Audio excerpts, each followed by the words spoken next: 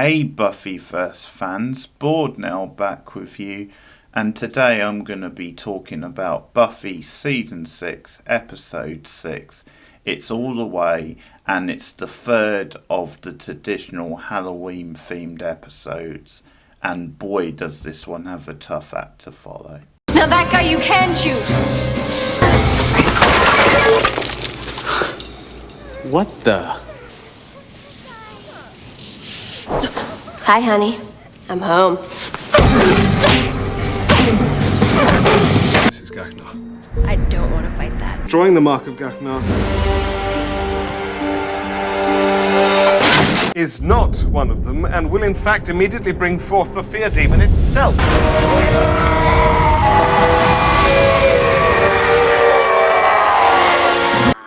am the Dark Lord of Nightmares, the bringer of terror.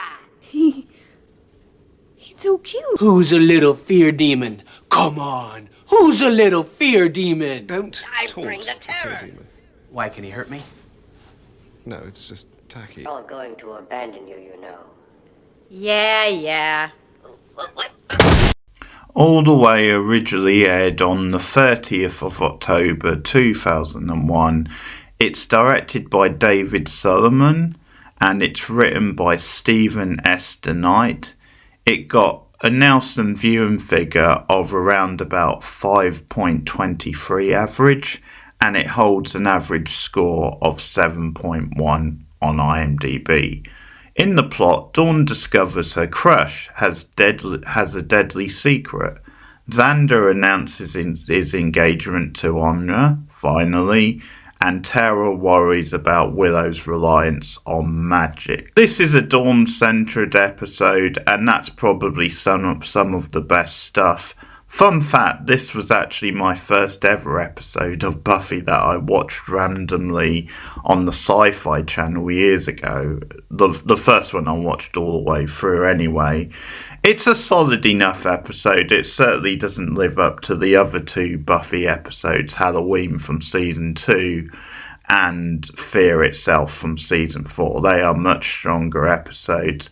One of the things that brings a good Buffy Halloween episode to life is the costumes and how it adds a little bit of flavour and personality. So the costumes in this don't really match up to things like Buffy's iconic Little Red Riding Hood costume from Fear itself. Also, Willow's Joan of Arc costume was a choice. Hell, even Cordelia's cat lady outfit from Halloween. And no, I'm not being pervy, but she did look very cute and adorable in it, and she brought some sass to the outfit also. So there's nothing quite as good as those outfits, but I do like Anna's feisty rollerblade number, which is really on point. Her selling eyeballs to customers line is pretty great as well. She seems to be having the most fun in the episode. Of course, maybe the scene of the episode is the dance of capitalism superiority moment with Dawn, which is cute. You do this every night? Every time I close out the cash register. The dance of capitalist superiority. Anna's really firing belters this episode, because I also got a laugh out of a line about what a beautiful thing the gang did, making her all that money. That was glorious too. So Xana realises, seeing Anna and Dawn together, it's time to break the news of their engagement.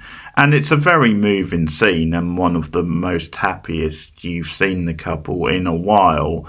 But it's also perfect for the ongoing drama, because you can see that there's a side of Xander that's still hesitating whether he's making the right move or not. So it fits the theme of him and the season very nicely. He expresses this to Buffy in private later on. It's also nice that it's on Halloween and he chooses to announce to the gang that, hey, we're getting married, and the joyful dancing is fun to see also. You don't see that many scenes with Dawn and Anna, like not as many as you should, especially not them getting on, so that was fun too. Another thing that is a strong suit in the episode is that you get some nice choice of music. They picked the soundtrack very well for the episode.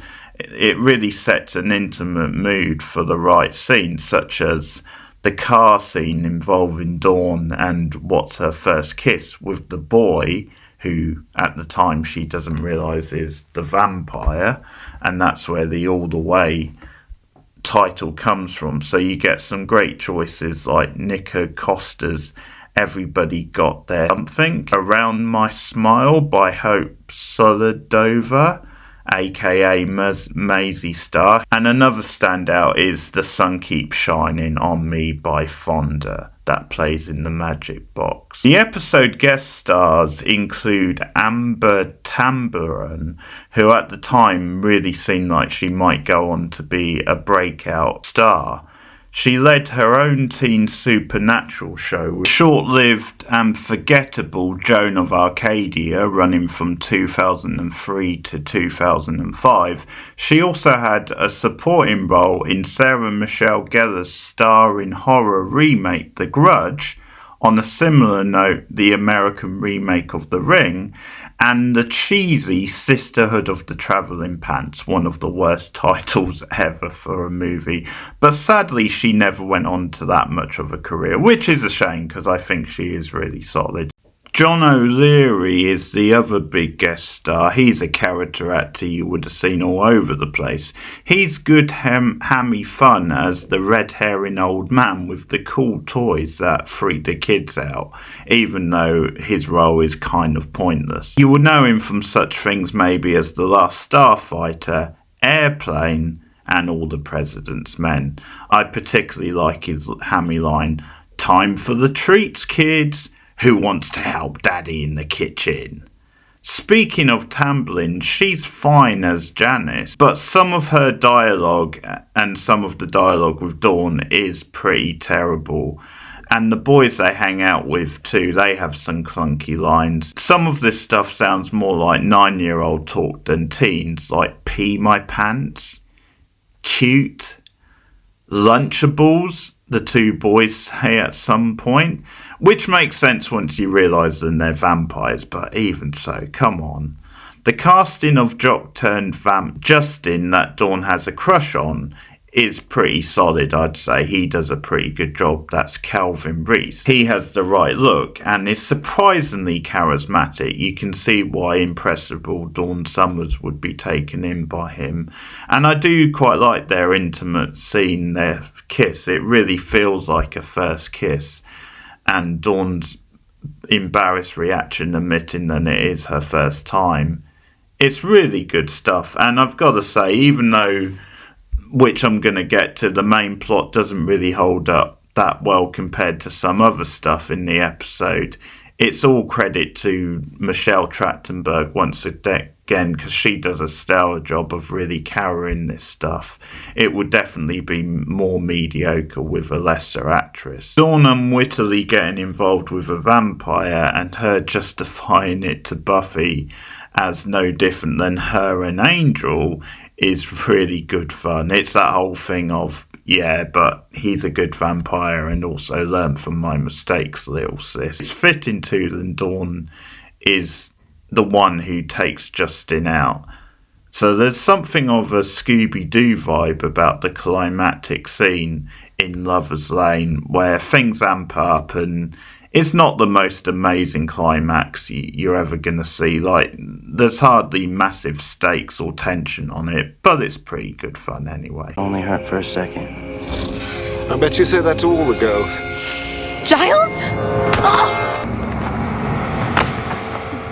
So, this a private game or can anyone join in?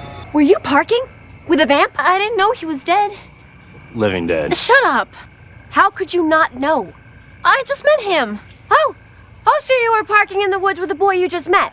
We've seen each other at parties. Shut up. Oh, like you've never fallen for a vampire? That was different. It always is when it's you. Excuse me. Can we fight now? Hey, didn't anyone come here to just make out? Oh, that's sweet. You run. You scream.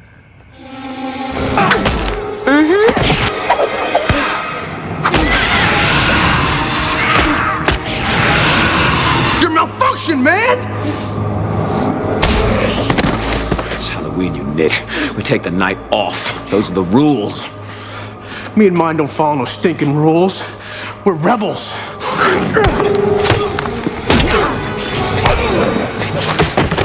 No, I'm a rebel. You're an idiot.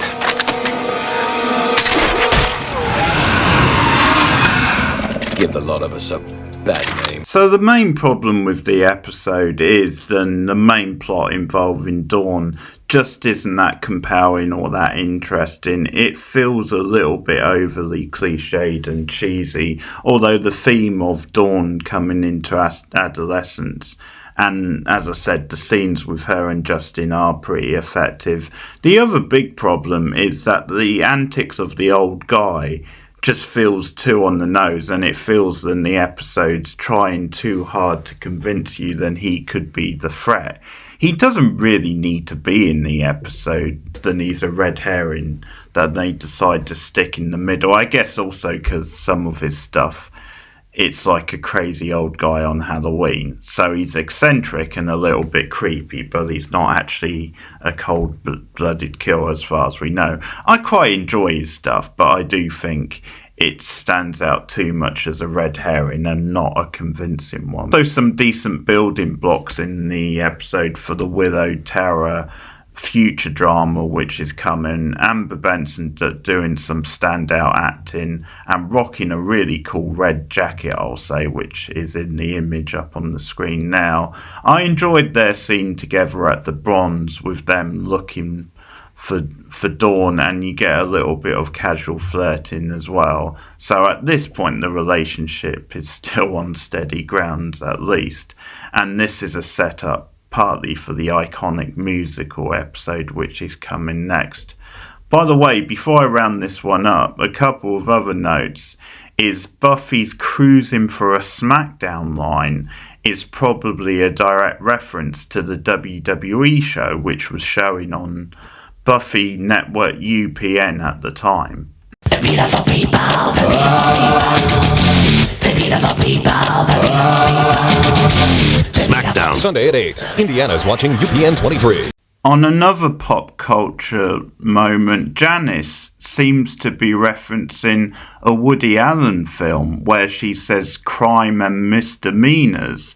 This is a deep cut. It's an Allen film from the mid-90s, which conveniently also stars Martin Landau, the father of Juliet Landau, Drusilla in Buffy and Angel. Boy, these 16-year-olds are highbrow. So a good way to sum up all the way as an episode, I think, is that it's very much a setup episode for some of the big episodes that are to come in the next few weeks, especially All the Way and then Tabula Rasa. But it's a perfectly watchable and enjoyable filler episode with some decent supporting character moments and subplots also. So I don't really have a bad time watching it. It's just that it doesn't really hold up to the past Buffy Halloween episodes. And I wouldn't say it's one of the standouts this season. So I'll still give it a solid score. I think it's about a 6 out of 10. That's where I'm going to rate it. And I'll give MPV, if I can speak, I'll give MPV for the episode to Dawn Summers. Runners up would be Anna Jenkins. I think she had a good episode this time. Least valuable player, it's hard to say. I mean, Justin, because the actor was alright, I'll give a pass to. Justin's friend, I can't remember his name now, but he was actually quite annoying at times, so I'll give him least valuable player. But overall, not a bad episode. Let me know what you think of All the Way in the comments below. Like and subscribe. Share me out on social media. And also hit the hype button. And you can make one-off donations at the super thanks button also. But I will return with a special review of Once More with Feeling, the iconic musical episodes, and joining me for that is Rachel McDonald. She returns to the channel to talk Once More with Feeling, so that will be next time. But keep watching TV and keep watching Buffy. I'll see you guys soon. Bye.